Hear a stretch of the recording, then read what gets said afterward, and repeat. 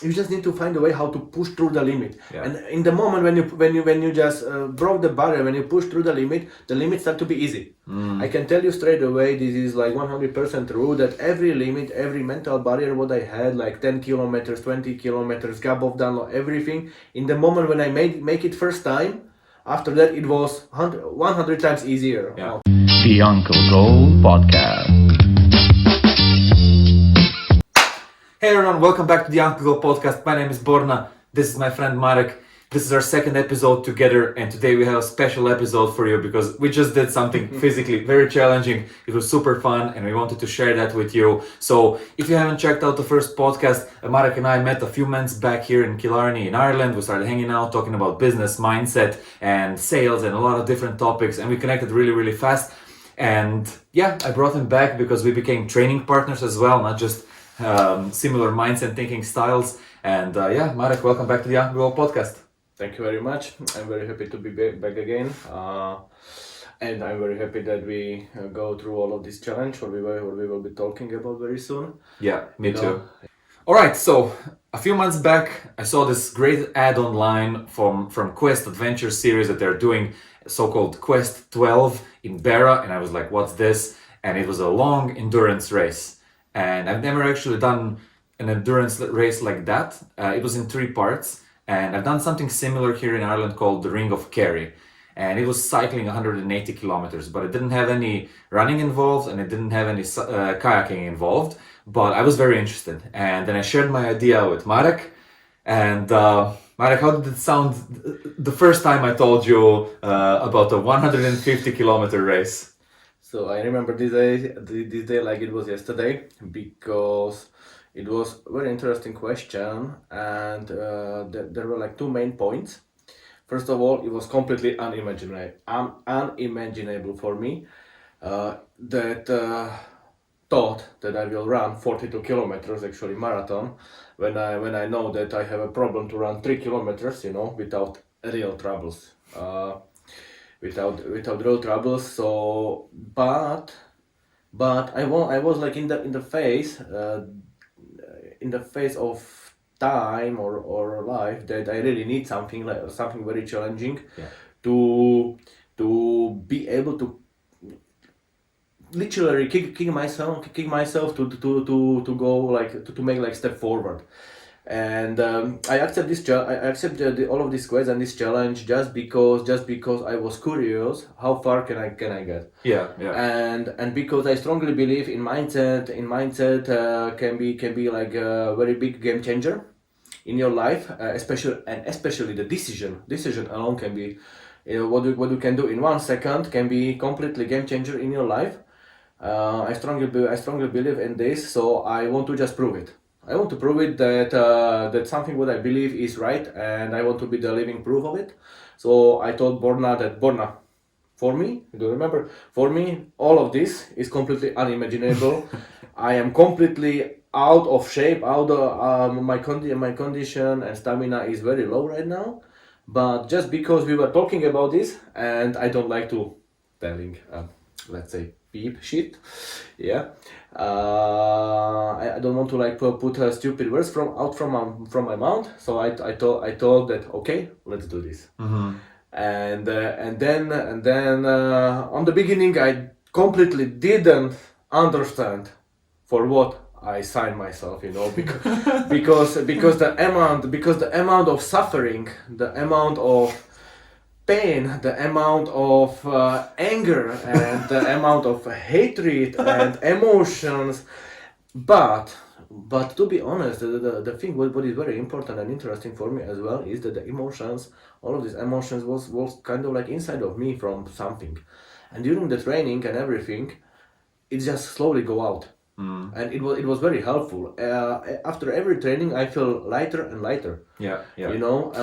Maybe Maybe before we go into trainings and that, can you give us a little bit of background on, because you're a lot bigger than I am. Can you give us a little bit of a background what you were training before, what are your experiences with physical exercise, and what you were focusing on before? Because I know that I went to the gym a little bit and I did a lot of running, but for you it was a different story. Oh yeah, the running for me was absolutely killing.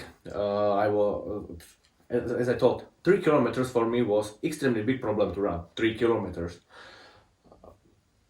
You know what's the numbers on the race, you know, like on the quest, you know, 42 kilometers just to run. So before I just my sport background is that I was like doing sports from the very young childhood. From 6 years I was doing like 8 9 years of martial arts. Then I was with all the kids playing some football, you know, ice hockey for 2 Which years. martial art? It was karate. I was doing 1 year of Systema. I was doing 2 years of Muay Thai.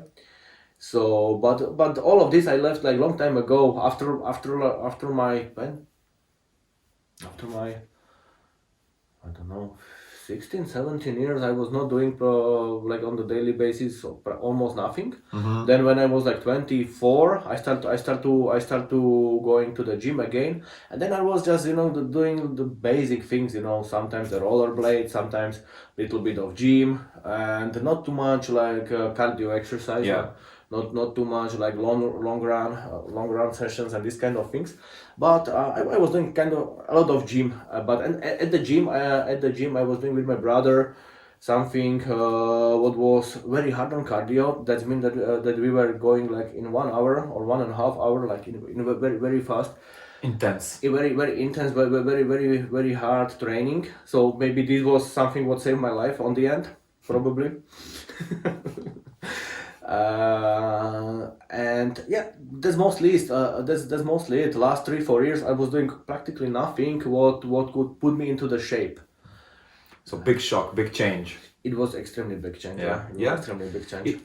It was for me as well, because I haven't done long runs in like 1 or 2 years. I did like Okay. 5K, maybe 6, 7, like nothing too much, you know, compared to what we did now, you know. Yeah.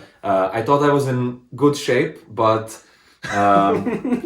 when you compare it to 150 kilometers, you know, like this 5 or 10, it's still, you know, like nothing much. I just want to tell that I thought that I am in a good shape when we come to the race, and then I saw the guys, and and I Yeah. find that I'm absolutely not in a good shape. And what is my image of what does it mean to be in a good shape is completely wrong. Yeah. Okay, yeah. it's completely wrong. Yeah. Dead guys were at a good shape, and the difference was like that I was like level 2 from 10, and they were like level 8 from 10. Okay.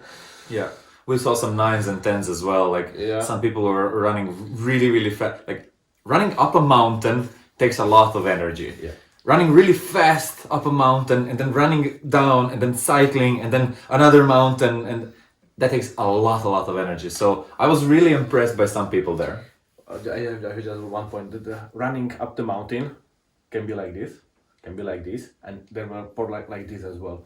And that guys were running into this mountain like nothing, like goat. Yeah, crazy. But it also changed my perspective as well on yeah. how I see it, and now I think about it differently. But let's go back to the start. So let's tell everyone what is Quest Adventure Series and what was Quest 12 in Beara.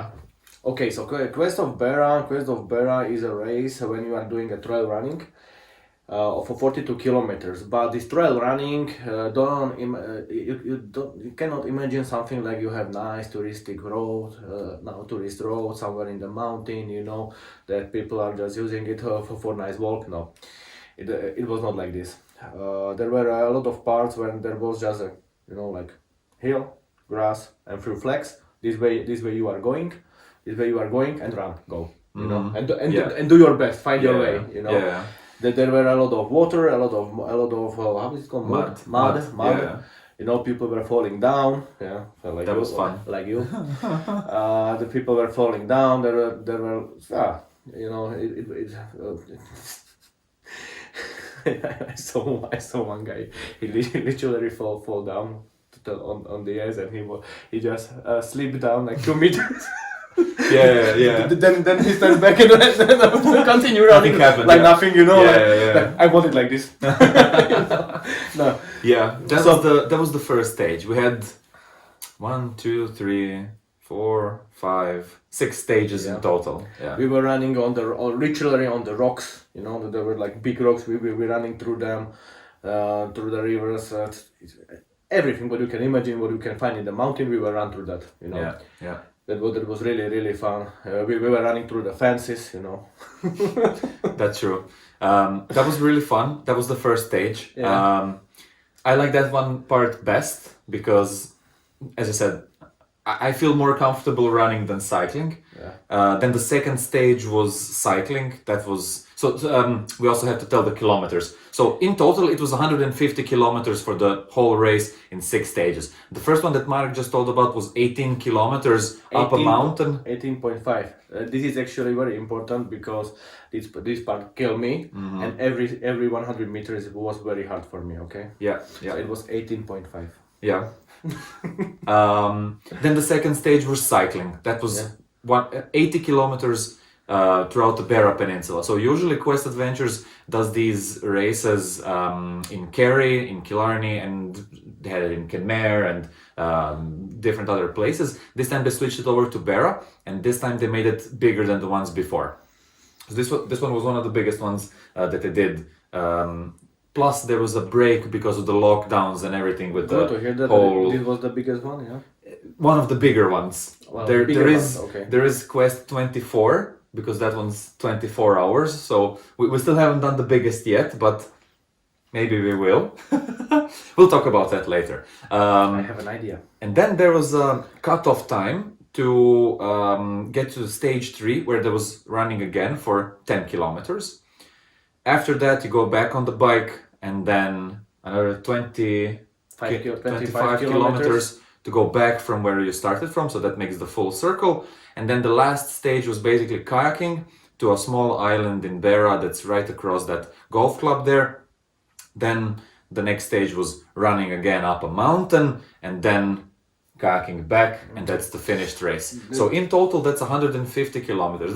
That's a big road. I know that some people go for a vacation 150 kilometers with their car, and they exit the car exhausted. Yeah. We did that in one day. Actually, it was half a day. So, Where to start, right? yeah. I have a very good idea where to start, okay? Very good idea where to start is that actually with the training, for example, because I really had a problem with running from the very beginning, okay? I was 97 kilograms heavy, and the running for me was extremely hard because I straight away feel the knees, I feel the ankles.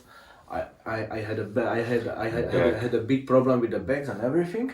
Also a little bit neck as well. Neck as well. So I was going through all of these things what people can feel and have, and I was just solving it like case by case.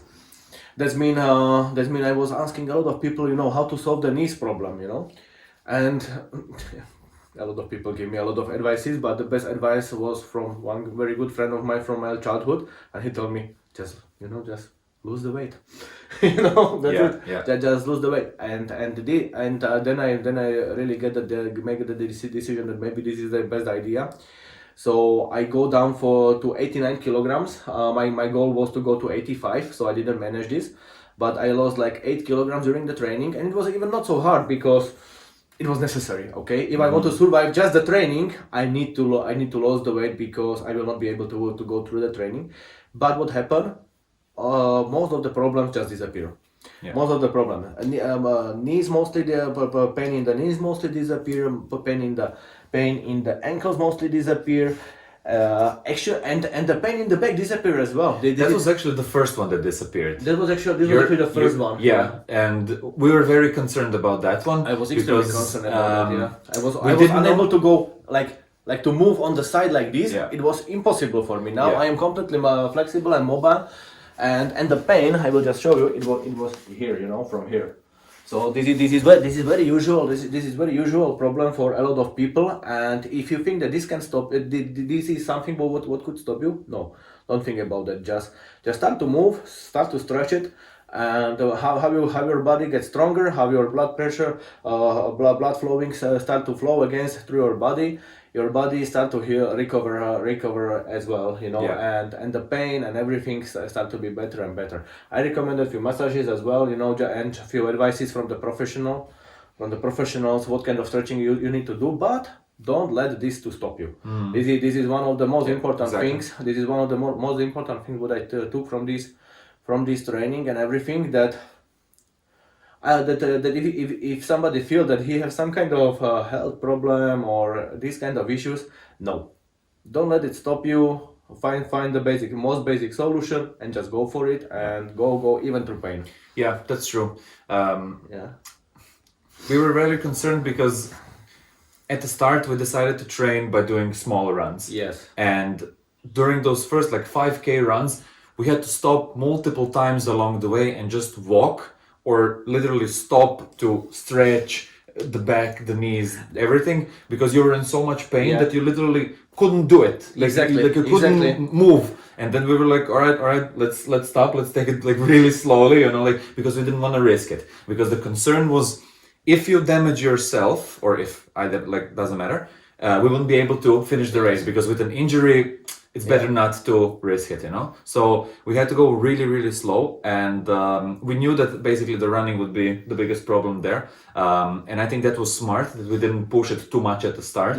I think a lot of people could maybe do that mistake, where they were like, oh, 150, let's start with 50K run. Don't push yourself from the very beginning to go for the high numbers. This is actually very smart. And like Borna said, it was extremely challenging. It was so extremely challenging for me, because I was the weaker one in our training team.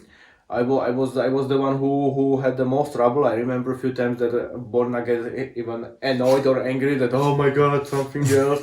What is it now? You know? You know, why are you at the ground again? And I was literally almost crying, you know. Yeah. I was doing my best, and on the end of the training, Borna just said, you know, Marek, I think we are not doing enough. Yeah, because I really felt like that, and that kind of showed me in how much pain you actually were, and I understood your situation. Like, I didn't have back problems like that for a few years. I had back and leg problems and pains when I was working in a hotel and standing 8 hours in one place, and I remember coming back from the shift and everything hurting, and I didn't do any stretching at that time. And the rest of the time at home I would sit again. So the whole day, basically for 18 hours, my back was being under pressure, you know. So I kind of knew how it looked, but you seemed like in really a lot of pain. So it's good that you managed to overcome that and push through it. Honestly, I don't know how I did it. I completely don't know, because there were from training I just don't have a memory, you know.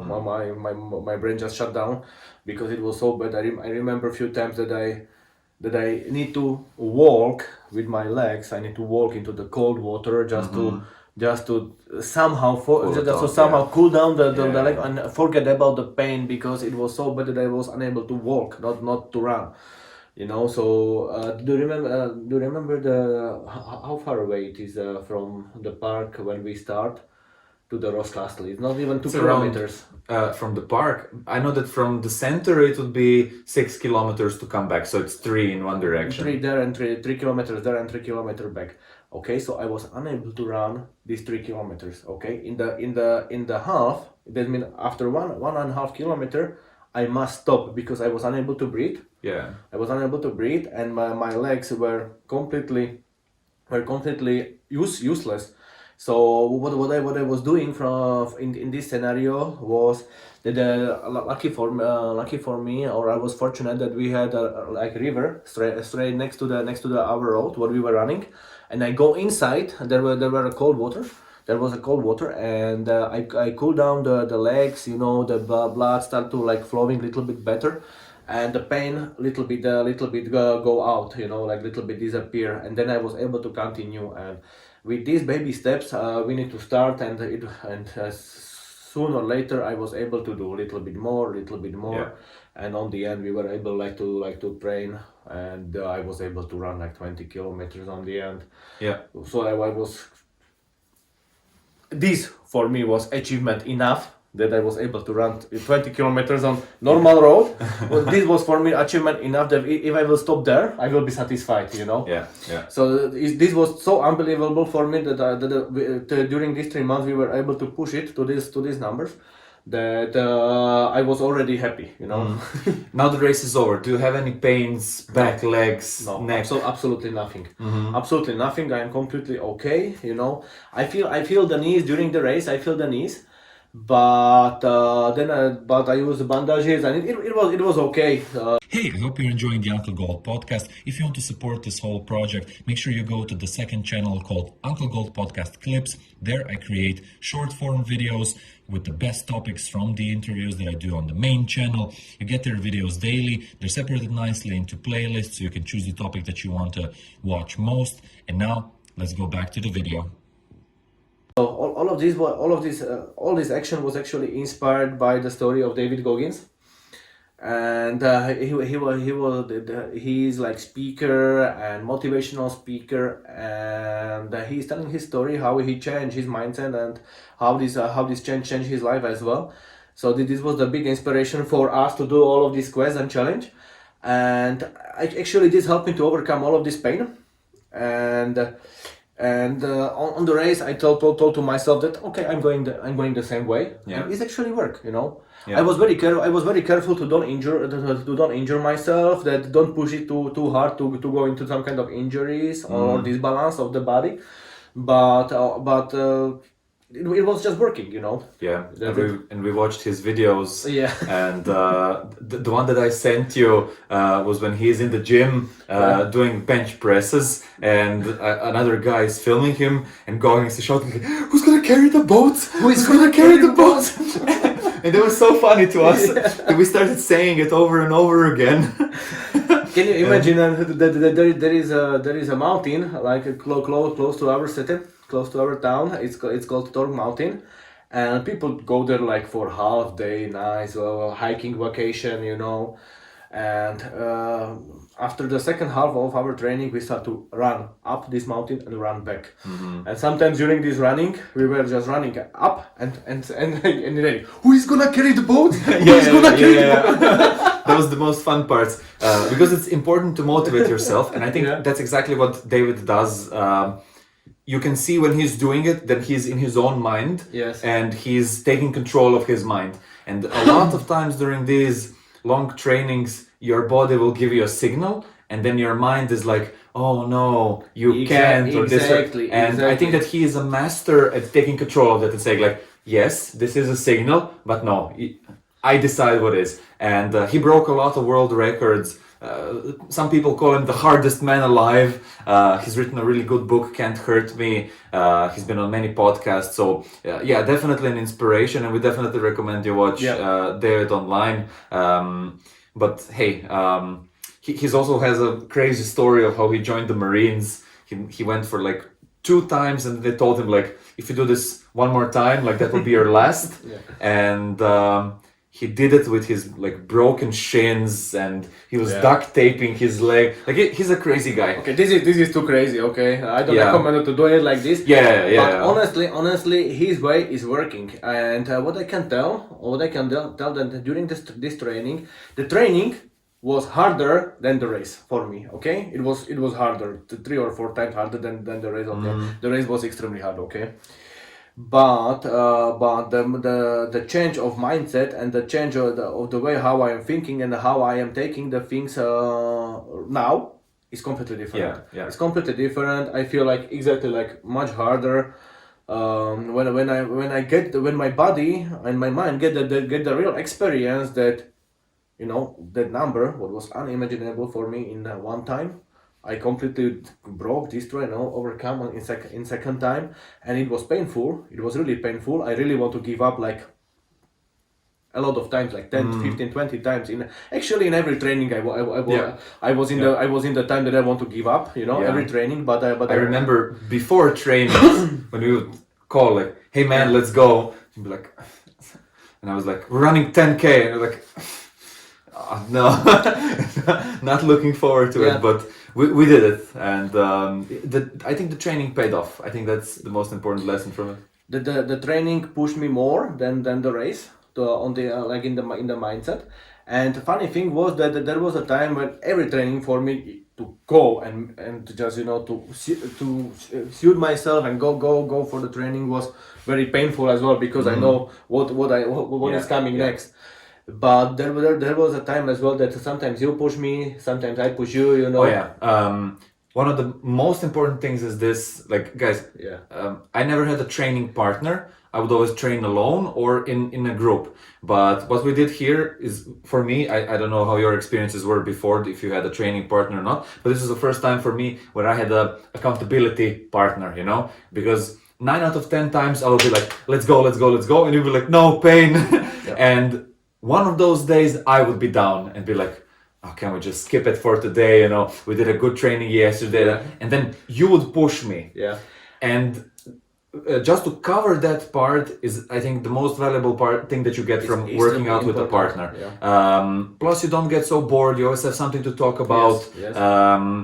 And I think working with someone together towards the same goal, I think that also sparks something when you kind of like know that, all right, we're doing this together and we're going for the same goal at the same time. It's very good experience, yeah. It kind of gives it puts you on the same frequency, you know. And I think a lot of people could achieve a lot more great results like that if they found a personal trainer, because that's kind of like a partner for you as well. It's responsibility as well, because when you are training just with yourself, it's very easy to tell to yourself, today I'm kind of lazy, you know, I just skip it, you know. Yeah. Who will tell you what? You know? Nobody can tell you anything. Nobody can tell you anything, you know.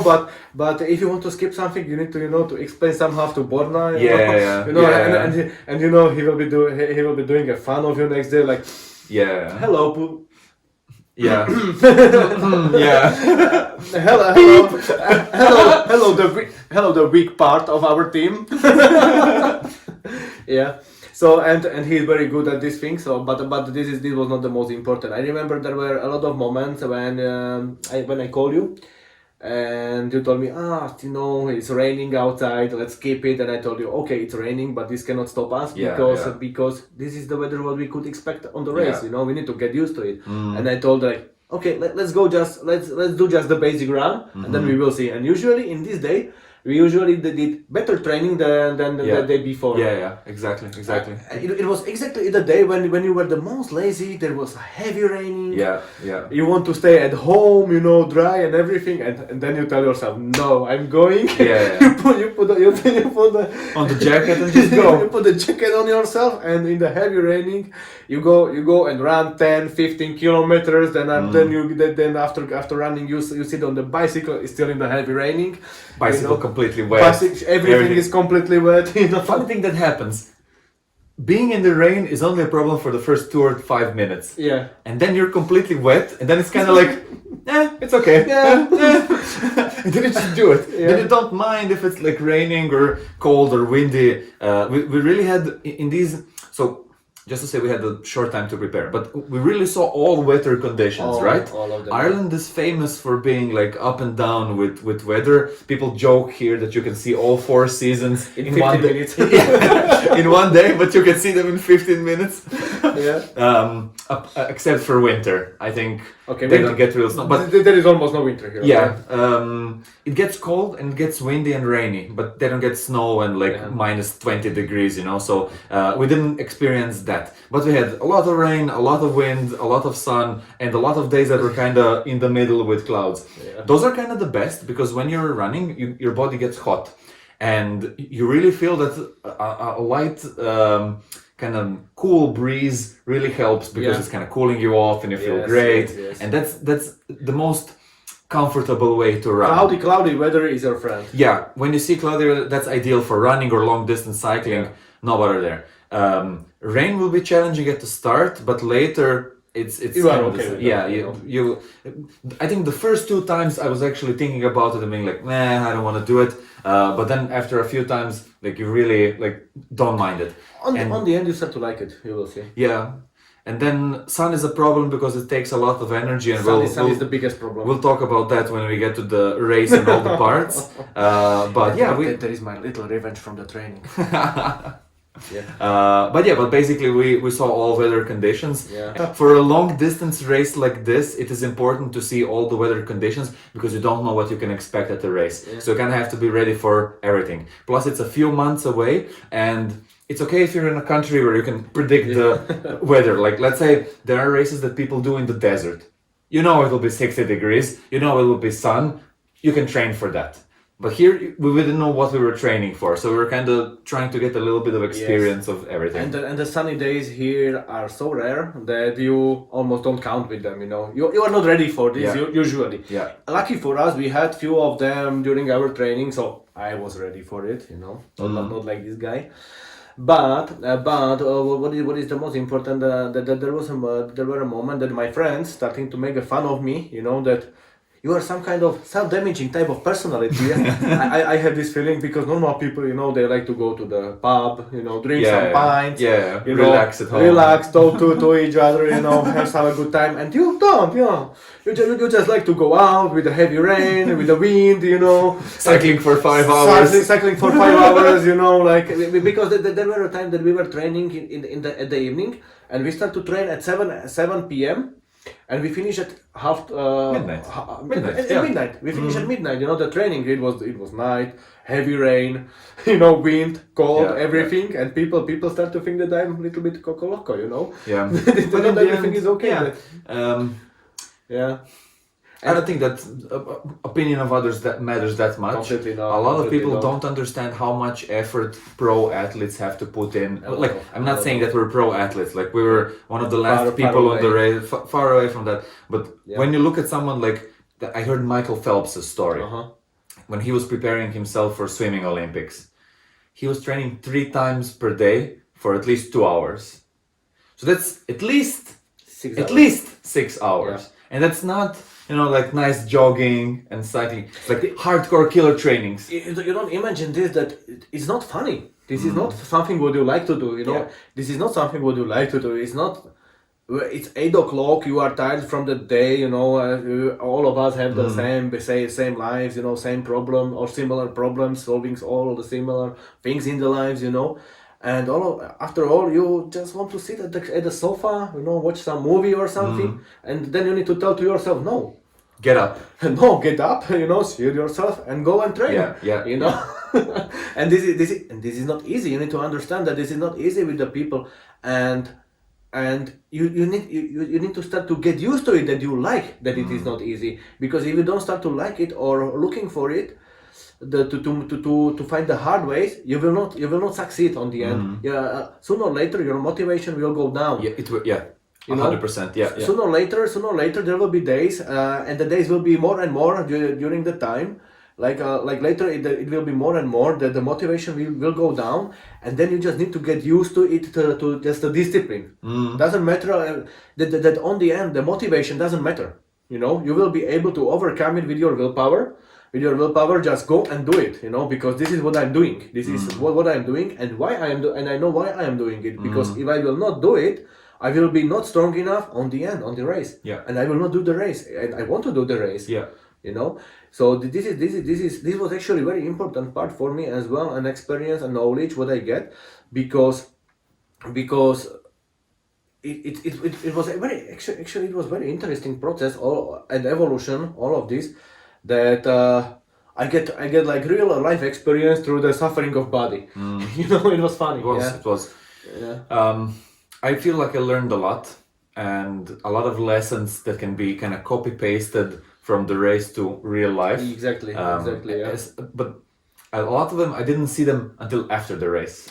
So a lot of people online, when you listen to motivational talks like that, a lot of people say like, "Oh, do this." And it sounds like he knows something that you don't know. And he tells you, and you're like, yeah, I get it.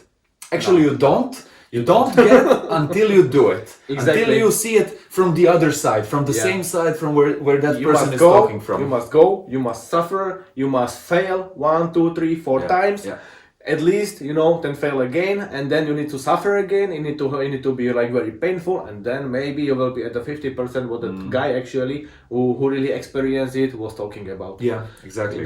Hey, if you love using YouTube, I recommend the free Chrome extension called TubeBuddy. It allows you to do some advanced keyword research, cut your publishing time in half, and also rank your videos higher in search. I use them when creating for all my 3 channels. They have a paid version as well, but I recommend starting with the free option for starters. They give you a lot of data when watching YouTube, also comparing your stats to other YouTube channels, and it helped me a lot to gain more subscribers and more viewers on my channels. As I said, it's a free Chrome extension, but please use the link down below in the comments. And if you go for the paid version, type in BornaTubers to get a discount of 20%. And now let's get back to the video.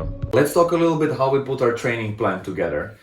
This was most of your part, We sat down one day and took a piece of paper, and I like that concept a lot. I love taking a piece of paper and just being like putting ideas there and like thinking of how we can orchestrate that. That's one of my favorite parts.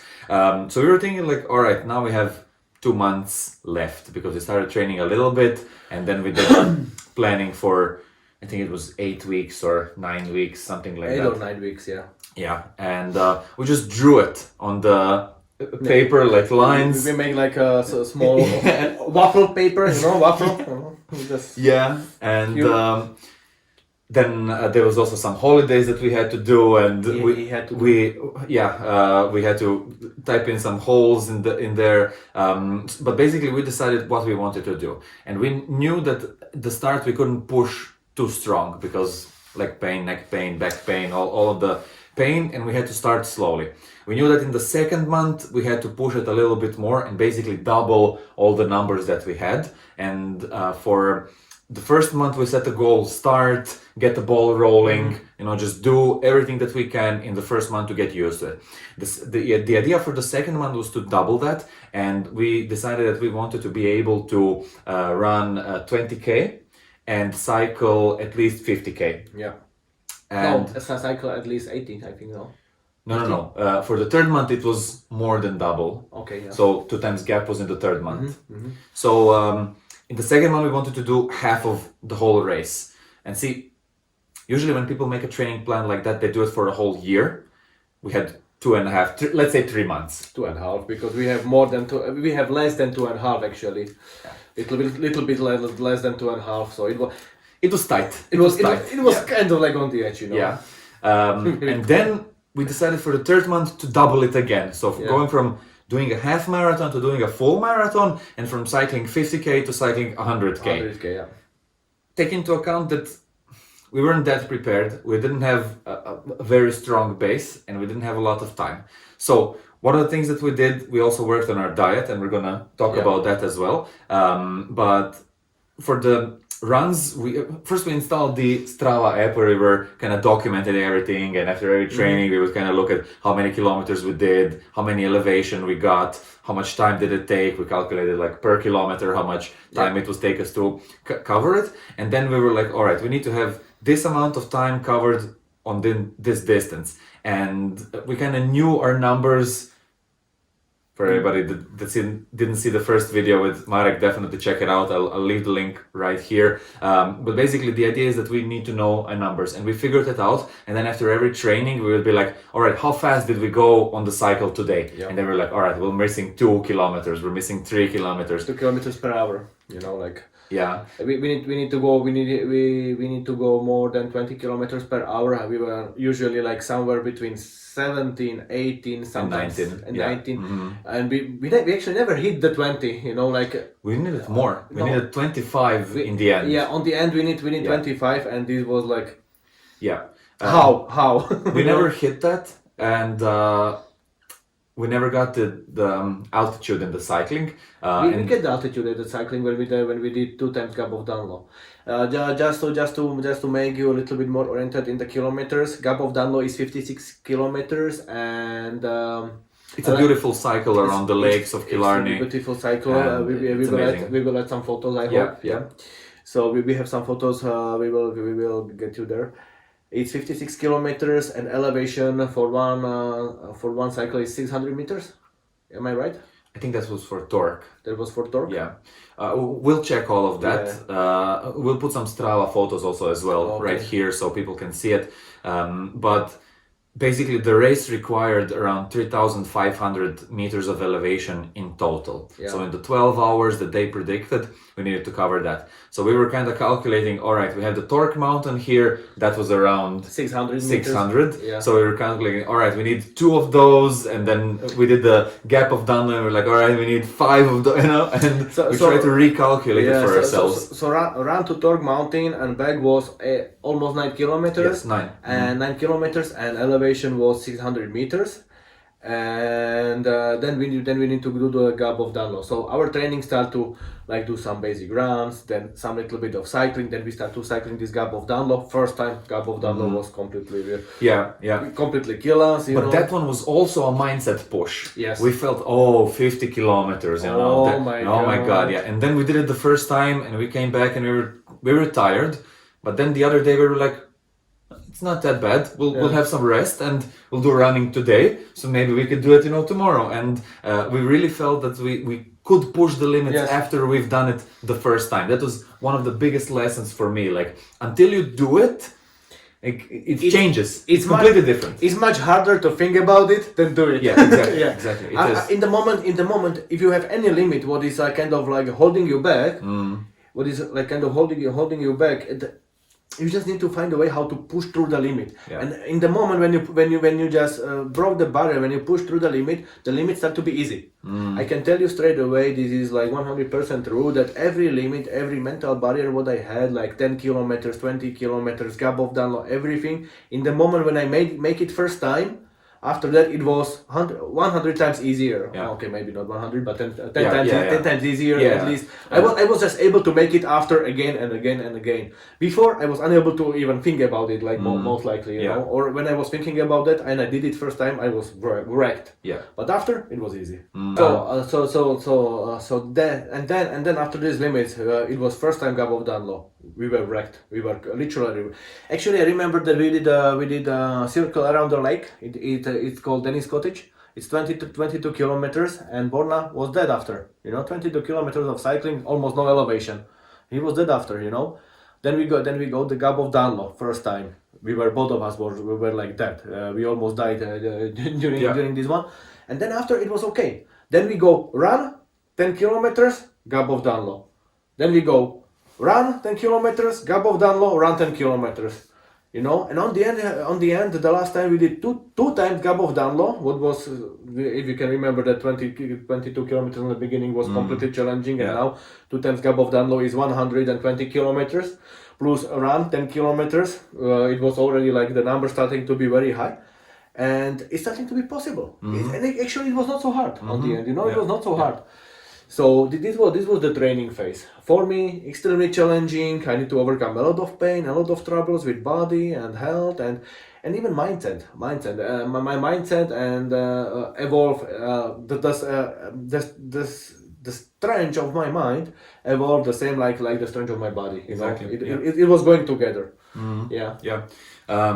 We also worked on our nutrition as well. That was a big part. You said you dropped 8 kg. I dropped almost 8 kg. It was like, because I was like 89.5, so 7.5, maybe 8.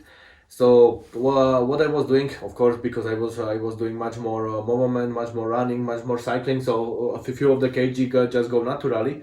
But I switched my diet into something what is called keto diet, and that's something what is based on protein and fat nutritions. And you put out the sugar, you put out the carbohydrates, and all of these things. You can have like just 20 grams of carbohydrates per day. This is not easy, it's hard. But keto is very popular right now. So what happened? I started losing weight very fast. But I don't survive I don't survive long enough on this keto. I survive like just few days, not even a week. But I lost like 4 kilograms just during this time. But what happened after is when I lost this weight, the most of the pain just disappeared. Knees, everything just disappeared. So my body were working much better. I was able to run double. with much less problems. I was able to start to breathe and everything. and my body started to have much more energy. Yeah. You know, this was interesting, but I had much more energy. But before I was already like healthy eater, but I didn't do this keto diet. But after my body, when I just go back after, it was like 50%. I was still mostly like on the protein fat nutrition, but I add little bit of carbs, and then I was like full of energy. I was able to run. Even Borna realized that he is much more hungry and he have much less energy than I had in a few times. You know, like when we were doing the Gab of Done, Yeah, we find yeah, these moments. that's Yeah. true. For everybody who doesn't know keto at all, what are you allowed to eat? What are you not allowed to eat? And how does that work? Okay, what are you not allowed to eat? It's all of the carbohydrates, like it's like pastry, you know, or sweet, salty, or whatever. Potatoes, rice, everything is going out. Everything what have carbohydrates go out. You are able to eat like good meat with a lot of fat, you know, but not the unhealthy fat, but like for example, good beef meat, good fatty beef meat is Lamb, probably. Lamb is good, you know. Cheese is good, but it need to be quality cheese, you know. I was eating a lot of steaks, you know, just Yeah. and you need to eat it with a good raw vegetable, but not vegetable like carrots. Carrots are very sweet, you know. Not vegetable like what is very sweet as well. Sweet potato, Sweet, of course. butternut squash. Butternut squash, no, nothing like this. Yeah. So broccoli, cauliflower, this was broccoli, cauliflower, cucumber, everything would have leaves. Everything like baby spinach, rucola, and everything, Yeah, all yeah. of this. Everything would have leaves. Cabbage is very good. Cabbage is very good because it's very strong source of vitamin C. And in a raw format with a meat. This is the best way how to survive this. So you would And- just, yeah. would you cook it or eat it just like that? 80% I was just eating it like that, like in the round format, or I just cook it a little bit in the water, you know. Yeah, cool. Yeah. So I was eating. I was actually eating like this before, but I had there more like potatoes and these kind of things, and on the end I just put it out, and it was working very well to lose the weight and to get your body into some kind of better state, that it start to just heal faster, have more energy, lose the weight.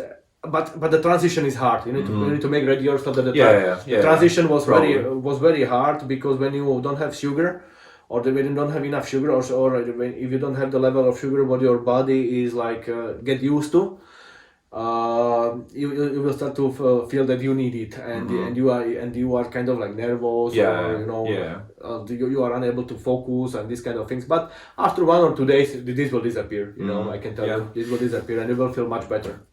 When we started, I decided to try intermittent fasting, and I never did it before, but I heard a lot of good benefits about it, and Marek was doing it as well before the keto, and I got a lot of information from him, and I was like, all right, I want to try it, because I also wanted to lose some weight, because here in Ireland I became the heaviest in my life. It's not so hard to get the heaviest in your life in Ireland.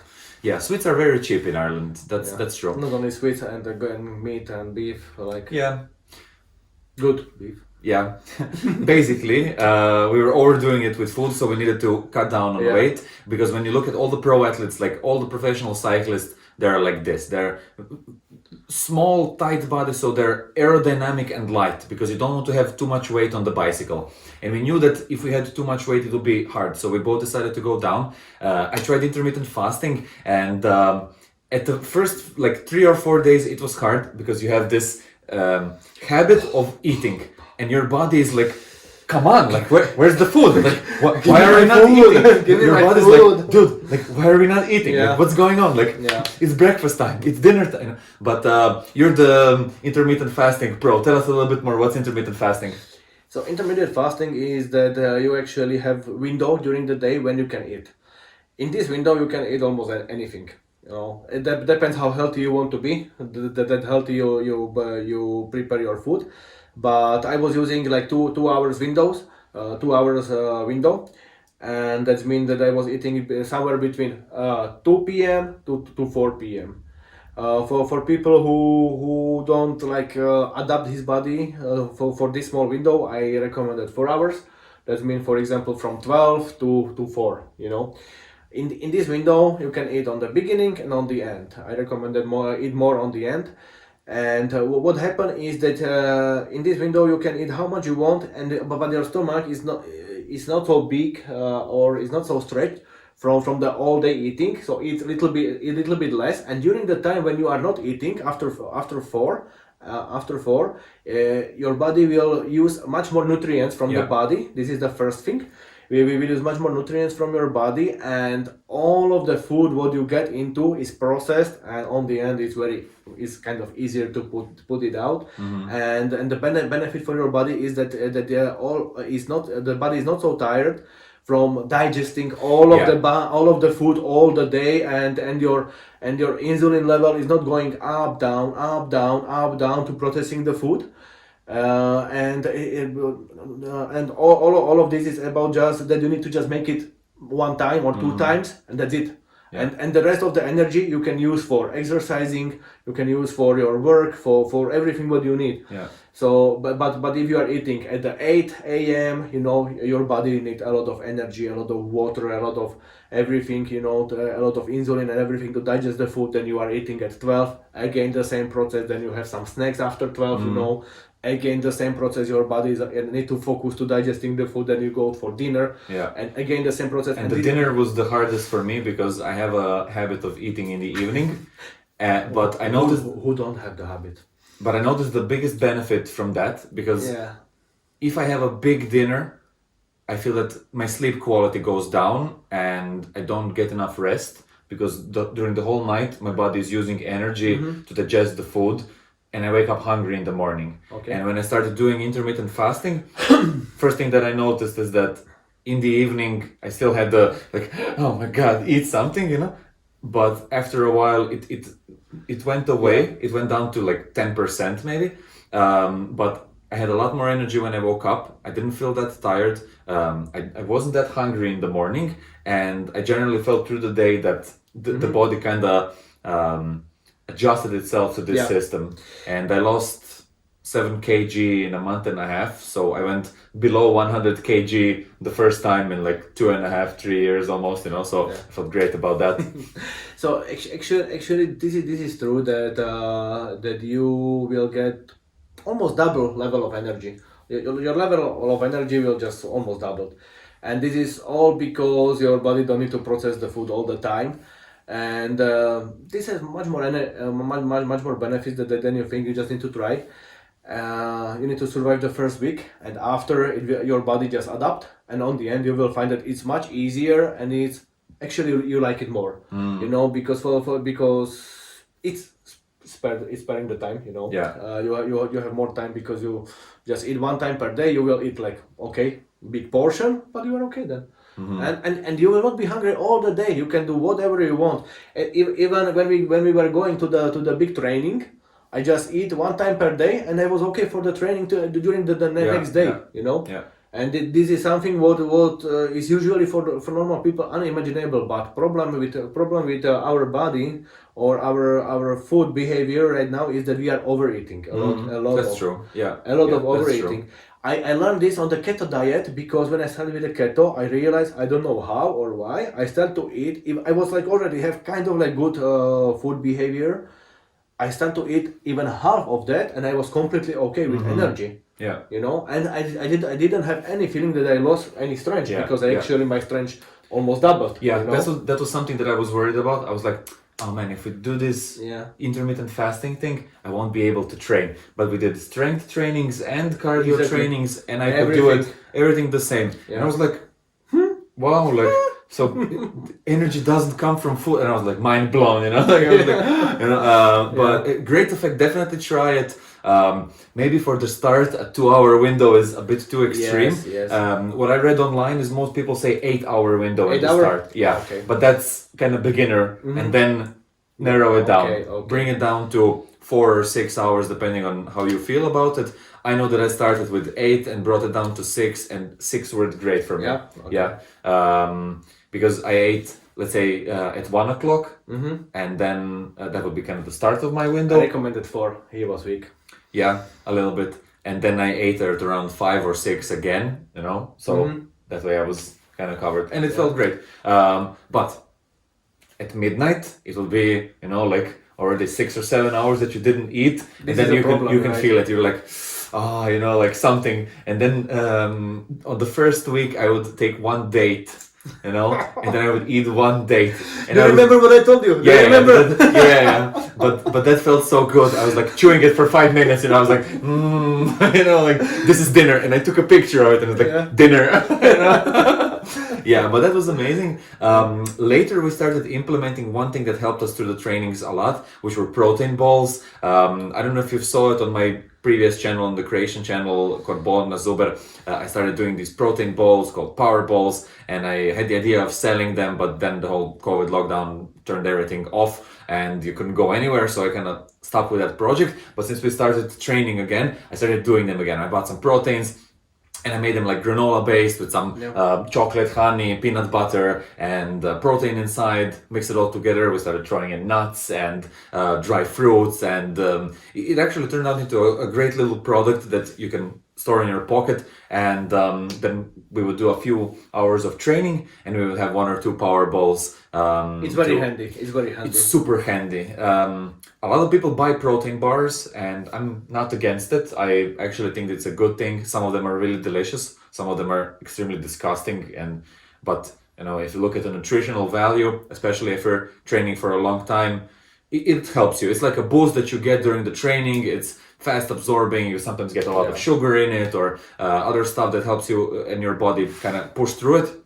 And we decided to do that. We made them at home, so we saved a bunch of money, and we brought it even to the race. So it was during the. You actually didn't eat that much during the race. This is actually thanks to this keto diet. I don't know why or what happened, but I started to eat much less, and I have more energy. Yeah, it's very interesting. I had even more energy than Borna had, and.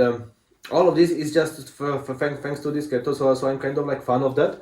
It's not easy, but I'm fan of that. Don't do it like for a long time, you know. But 1 per 3 months, I recommended like 2 weeks, and you will be just very good. And if you want to do some kind of try or game with your body, try to just one day eat, for example, make at home like nice steak.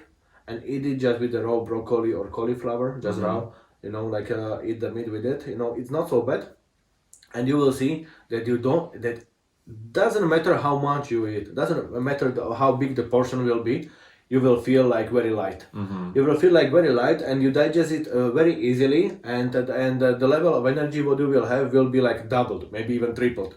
You know, so just try it for 2 or 3 days, and you will see. What I can tell you that you will feel that you are missing a little bit of sugar, but what I want you to realize is that your body in general feel much lighter. You know. Yeah, you can compensate with fruits. They have natural sugar, so you take a few apples, pears, whatever, and get some natural sugar through that if you feel that your body really needs it. If you are feeling tired during the day, this can be the problem, because if you are eating like this, you will not feel tired anymore. This is actually very good advice. All right, let's get back from the nutritional part to the training and racing part. So we covered the training. I think we've gone through everything that we wanted to say for the training more part. Or less. We can talk about this training part like all the day, because there was a lot of things with what we were like passing through day by day, but we have like limited time. I think it will be too much to go through day by day, but we basically noticed that as we were training more, we got better at it got easier, and we pushed a lot of mental boundaries. That was amazing. And then, how did you feel, like, I don't know, 2 weeks before the race? Unprepared. Okay. Yeah, me too. I feel unprepared. I feel still that I need to have I have a lot of work to do. I still was struggling with the running. I was unable to pass these 24 kilometers. We actually made it one time before. The worst thing for me was that they just ruined my shoes. I need to buy a new one. I keep this for the last moment, and this was extremely bad for me on the race, because new shoes are all you will see that if you try something like this. And if you will go to the race, buy the new shoes at least 2 weeks before, okay? Yeah. Because the pain will be so big. Oh my god. Yeah, you need to get used to it. Yeah. You need to remember the shape of your foot. So I feel unprepared. But we just go somehow to it. Yeah. 1 week before, we decided to take 5 days of rest before the race. We were actually thinking about and trying to figure out online what the best resting period was before the race. And we said, like, all right, we need 2 days of rest. That was our first strategy. Yeah. And we were like, all right, the race is on Saturday. On Friday, we're going to travel there. And we're going to take Thursday to, kind of cool off. But we're going to train this whole week. And then we started talking to people. And one of our friends who does 200-kilometer races, Loco in ultra marathons and these kind of things. He is doing like 50 hours of running, 200 kilometers of running, and all of these things. What do you think is completely impossible? Yeah. He's doing it. He basically told us that sometimes he's resting for like 2 or 3 weeks before the race. Yeah. And then we were like, whoa, like mindset shift again, like the body probably needs a lot more to recover. So we switched it from 2 days to 5 days before the race to rest. And honestly, I felt it worked, because I really felt a lot of energy restored, and nothing was hurting when I got there to the race. I really felt rested. I know that I felt at some evenings like, because I know it happened to you as well. Yeah. Because we got our body used to performing every day. Yes. Well, almost every day. We had the rest days during the training as well. We would do like 3 or 4 days and then do 1 day of resting, stretching, like not doing anything. But we got into the habit of performing all the time. And then the last week before, it's actually amazing what will happen to you when you start to prepare yourself for something like this. It's actually extremely interesting, and I recommend that everybody give to yourself some absolutely unimaginable target and go for it. Make the decision that you will make it in whatever cost, and go for it. And what will happen to you in somewhere between, or during the training, is that you just get used to it, to make these high performance things, and you start to like it. Yeah, sorry, yeah. Continue. That's true. I lost my train of thought, but I wanted to say that we got so used to running that our body wanted to continue running. Exactly, and wanted to cycling. And I know it was hard for me, like sitting down and being completely calm before the race. That's something that I maybe should have invested a little bit more time into, like self-control before, like completely resting, maybe just like lying down on the ground. I know that I slept a lot more during that week, and I felt that sleeping more helps me with recovery a lot, because the body relaxes completely and the growth hormone starts triggering, so you recover faster. And I felt a lot better because I would sleep a full at least 8 hours every night, plus after lunch I would go for a nap and do at least 20 minutes or an hour and a half, somewhere in between that. And that helped me relax a lot. Yeah. For example, what happened to me, we have these 4 or 5 days of resting. And in second or third day, I just find myself that I'm putting my shoes and I'm going to run. It was the evening when we should meet for the evening. I forget that we are going to meet each other. And Borna called me like, dude, where are you? I'm in front of your house. And I am running. and he was, And I'm like, what? And he told me, what? You should be relaxing. Sorry, dude. I just felt it that I need to, And that was a funny situation. And I can tell you, I am lazy person. Okay, I am lazy person. I don't like running. Yeah. I don't like running, and I just find myself somehow that I'm running, and I want it. So this is very interesting. And I'm very happy that all of this happened. Yeah. The parts that I enjoy most is actually on the mountains, because I noticed that when we were training and we were running the same route that's like pretty straight and nothing is happening, I felt that it kind of got boring to me. And when you're on a mountain, this is a very good psychological trick. Look at nature, look at everything around you. That will distract you from even pain and your breathing and everything. And I felt the most relaxed when I would be like, oh, look at the mountains, they're so nice. Oh, look at the, it made me feel good while running. And that's why we're giving you the advice to keep your head up, because when you're focusing down on your feet, your focus